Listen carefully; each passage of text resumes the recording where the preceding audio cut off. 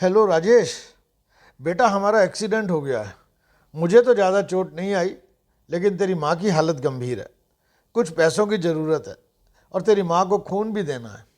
62 साल के गिरधारी लाल ने अपने बड़े बेटे राजेश से फ़ोन पर कहा। उधर से बेटे का जवाब आया, पापा आजकल मैं बहुत व्यस्त हूँ, मेरा आना नहीं हो सकेगा। मुझे विदेश में नौकरी का पैकेज मिला है, तो उसी की तैयारी कर रहा हूँ। आपका भी तो यही सपना था ना, इसलिए अभी हाथ भी तंग चल रहा है। पैसे की व्यवस्था कर दीजिए, मैं बाद में दे दूंगा। उनके बड़े इंजीनियर बेटे ने जवाब दिया। मायूस होकर गिरधारी लाल ने फ़ोन काट दिया। फिर उन्होंने अपने दूसरे बेटे दिनेश को फ़ोन किया, जो कि डॉक्टर है, तो उसने भी आने से मना कर दिया। उसे अपनी ससुराल में शादी में जाना था। हाँ, इतना ज़रूर कहा कि पैसों की चिंता मत कीजिए, मैं भिजवा दूंगा। यह अलग बात है कि उसने कभी पैसे नहीं भिजवाए। यहाँ भी उन्होंने मायूसी से फ़ोन रख दिया। फिर उन्होंने सोचा, अब उस नालायक को फ़ोन करके क्या फ़ायदा। जब ये दो लायक बेटे कुछ नहीं कर रहे, तो वो नालायक क्या कर लेगा। यही सोचते हुए बोझिल कदमों से अस्पताल में अपनी पत्नी के पास पहुँचे और कुर्सी पर निढाल होकर बैठ गए। अब उन्हें पुरानी बातें याद आने लगी। गिरधारी लाल जी स्कूल में शिक्षक थे। उनके 3 बेटे और एक बेटी थी।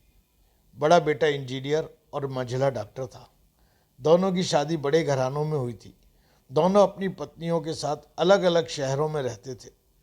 बेटी की शादी भी उन्होंने खूब धूमधाम से की थी। सबसे छोटा बेटा पढ़ाई में ध्यान नहीं लगा पाया था। 11वीं के बाद उसने पढ़ाई छोड़ दी और घर में ही रहने लगा। कहता था, मुझे नौकरी नहीं करनी है, मुझे अपने माता पिता की सेवा करनी है। इसी बात पर मास्टर साहब उससे बहुत नाराज रहते थे, इसलिए उन्होंने उसका नाम ही नालायक रख दिया था। वैसे नाम महेश था। दोनों बड़े भाई पिता के आज्ञाकारी बेटे थे, पर वह गलत बात पर उनसे भी बहस कर बैठता था, इसलिए गिरधारी लाल जी उसे पसंद नहीं करते थे। गिरधारी लाल जी जब रिटायर हुए तो जमा पूंजी भी कुछ नहीं थी। सारी बचत दोनों बच्चों की उच्च शिक्षा और बेटी की शादी करने में ही खर्च हो गई थी। शहर में एक घर, थोड़ी ज़मीन और गांव में थोड़ी ज़मीन थी। घर का खर्च उनकी पेंशन से चल रहा था। गिरधारी लाल जी को जब लगा कि छोटा सुधरने वाला नहीं, तो उन्होंने बंटवारा कर दिया और उसके हिस्से की ज़मीन उसे देकर उसे गांव में रहने भेज दिया।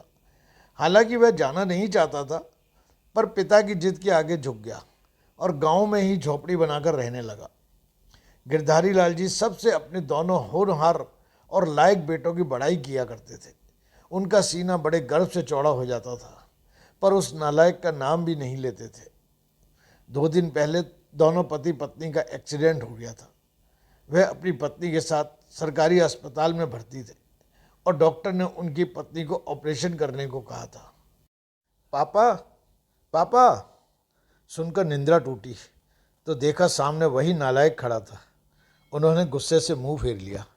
महेश ने पापा के पैर छुए और रोते हुए बोला, पापा आपने तो इस नालायक को नहीं बताया, पर मैंने भी आप लोगों पर जासूस छोड़ रखे हैं। खबर मिलते ही भागा चला आया हूँ। पापा के विरोध के बावजूद उसने उनको एक बड़े अस्पताल में भर्ती कराया, माँ का ऑपरेशन कराया और अपना खून दिया। दिन रात उनकी सेवा में लगा रहता। फिर एक दिन अचानक से वह गायब हो गया। गिरधारी लाल जी उसके बारे में फिर बुरा सोचने लगे। शायद अस्पताल के बिल की वजह से भाग गया। तभी तीसरे दिन वह वापस आ गया। महीने भर में माँ एकदम भली चंगी हो गई। वह अस्पताल से छुट्टी लेकर उन लोगों को घर ले आया।